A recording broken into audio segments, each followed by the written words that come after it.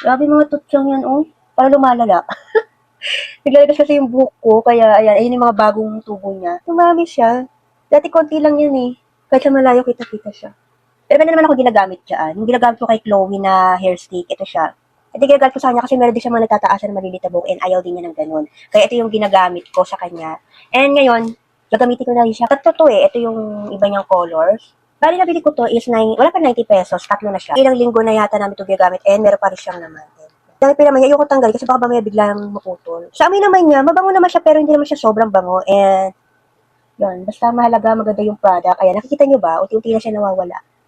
Unahan. Oo, di ba?